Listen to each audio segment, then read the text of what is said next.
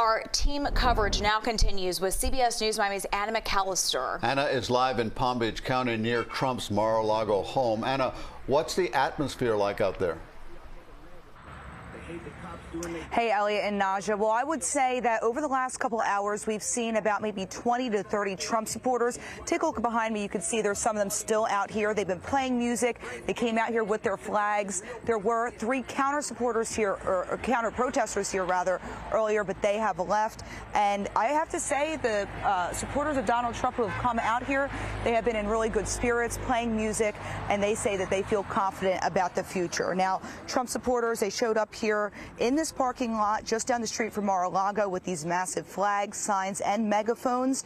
There was a lot of beeping and reaction from people who were driving past this crowd as well. And meanwhile, on the other side of the street, there were those 3 counter protesters that I mentioned. They were waving signs, one of them reading "Lock him up." And I asked people on both sides their reaction to today's guilty verdict. Take a listen to what they had to say.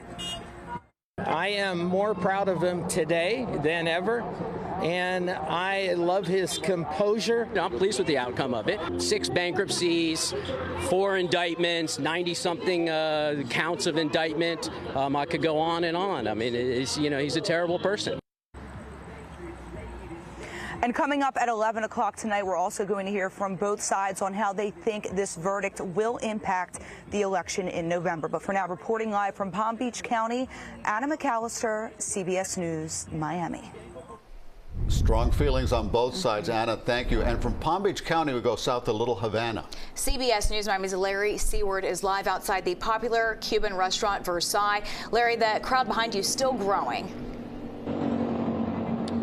Actually, Naja, the numbers are up and down a bit. It started with about a half dozen people here on Southwest 8th Street with signs supporting the former president. You can see there's still a crowd there waving flags, chanting at cars that drive by, and I'm sure you heard those honking horns. Those are people showing support. Others sound anxious about what lies ahead. Smartphone news alerts. That is not true. Caught Chandra Cannon off guard. Guilty verdict on all counts in hush money case.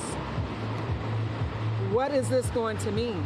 Former president and current Republican candidate for re-election Donald Trump found guilty on 34 felony charges in New York touched nerves in South Florida. I'm glad that he was found guilty, and I really wish that he wasn't even allowed to run. I would just wish that less people would be taking joy out of other people's discomfort. I am very curious to see how it's going to play out. It will show the real world that we live in if you can be guilty on all accounts and you still get to be the president of the United States. And then people who can't vote because they've had a conviction before, and now we got somebody running for president. It's a crack in the system. But I think it's a scary thing that there will be people who look at that as just fuel for the fire. What did you feel when you read the verdict on your phone? It was a surprise, definitely. I live in Mexico, and most of my friends, most of the people I know, and most of my customers in, let's say, California, which is, by the way, a very democratic state, are all Trump supporters. So it was a surprise, yes. But then at the same time, I think it's going to be more publicity for Trump campaign. USA! Dozens carried anger, frustration, and flags supporting Trump's campaign to the curb of Southwest 8th Street outside Versailles' Cuban restaurant in Little Havana.